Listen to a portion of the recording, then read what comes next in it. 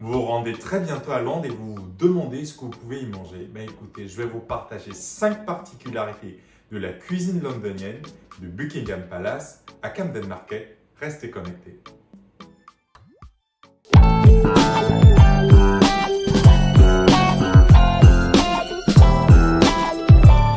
Bonjour tout le monde, je vous reviens au bout de quelques jours d'absence. Je me suis rendu à Londres.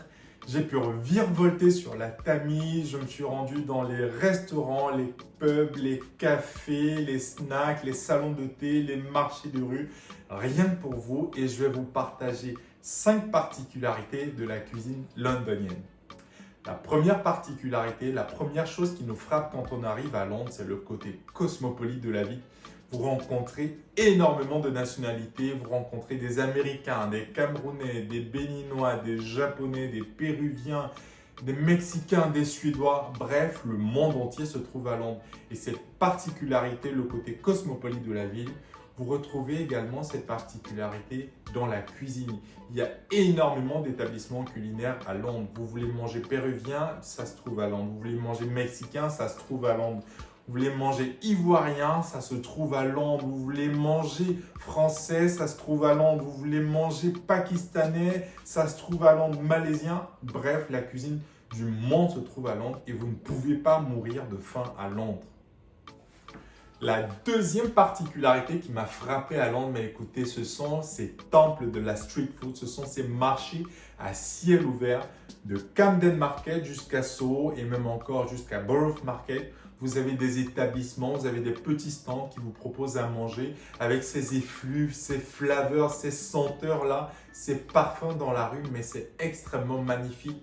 Vous pouvez acheter un brownie, vous pouvez acheter un bubble waffle, vous pouvez acheter un beignet, tout simplement, une boisson chaude. Et juste avec votre carte bleue, vous réglez, c'est très simple, vous n'avez même pas besoin forcément de liquide sur vous, de cash, et vous avez de quoi manger.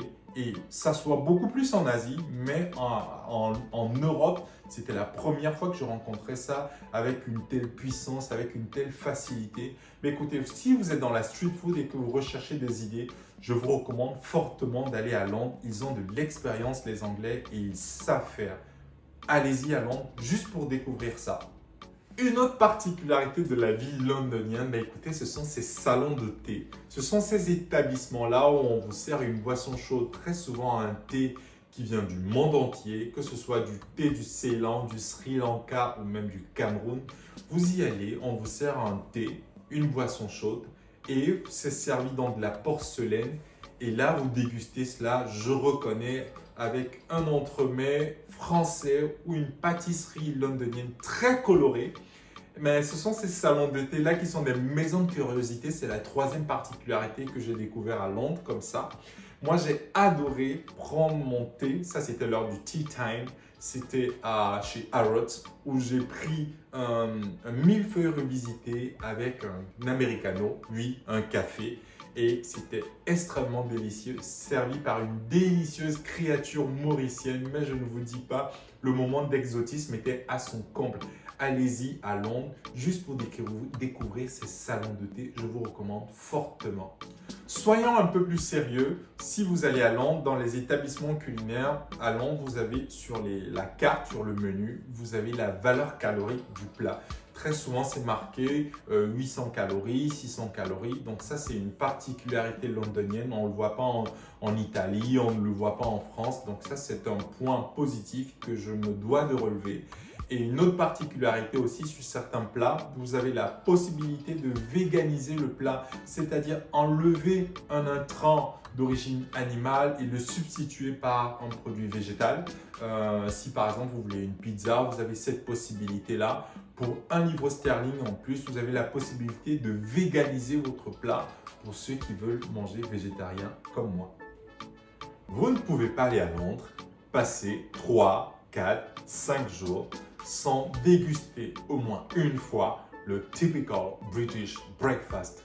Mais écoutez, moi j'ai adoré pendant mon séjour, c'était dans un petit café qui ne payait pas de mine près de Paddington et j'ai pu prendre tous les matins mon vegetarian typical British breakfast.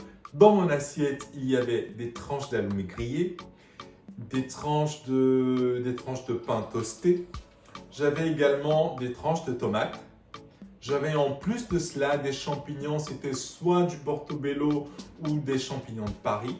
J'avais des haricots blancs avec sa délicieuse sauce londonienne que je ne veux pas commenter. Et tout cela accompagné d'un verre de jus d'orange. Et pour moi, c'était magnifique. C'était le clou du spectacle. C'était l'intronisation, même l'incarnation du petit déjeuner londonien. Ben, j'ai adoré ces moments-là. Tous les matins à 10 h, j'étais au Mimos Café à Paddington. C'est ainsi que nous arrivons au terme de cette vidéo où je vous ai présenté quelques particularités de la cuisine londonienne. J'espère vous retrouver très prochainement à la suite d'un autre voyage où je vous raconterai tout ce que j'ai découvert, goûté, senti afin de vous révéler aussi comme ça les secrets de ces villas dans l'assiette et dans la marmite. J'espère vous retrouver très prochainement avec le même plaisir, le même sourire et comme on dit à Londres, God bless you.